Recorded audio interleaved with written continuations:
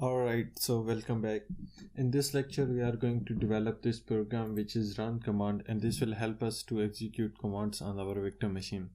So first we have to get the user input. So currently I'm on my server programs. I can get the user input here by using input function, and then we can say that, let's say we put this double greater than signs, which indicates that we are in a kind of a terminal. So then we will store this value, for example, in a variable called command.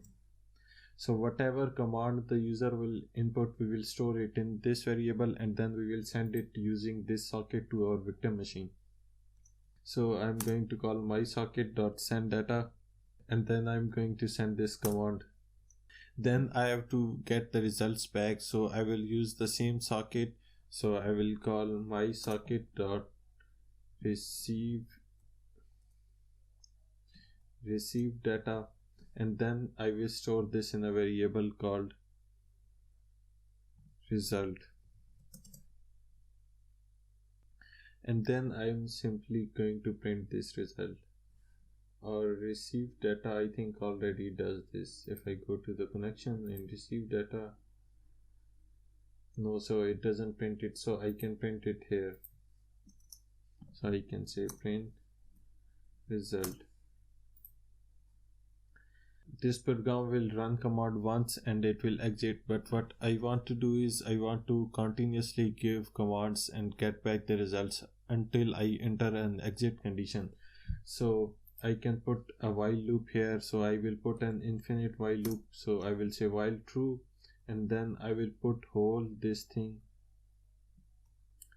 inside this loop, and then I have to put an exit condition here, because if I don't put an exit condition, this will continue on looping forever.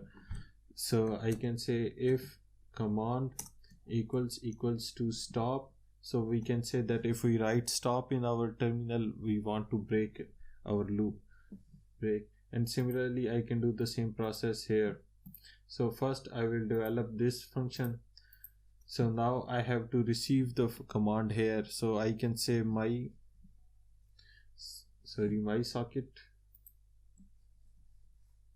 dot receive data, and then I will store this in a variable called user command, and then just to be sure I will print this command. So I will say user command, and then the next step here would be to take this command and execute on this machine. So we will do this in our next lecture.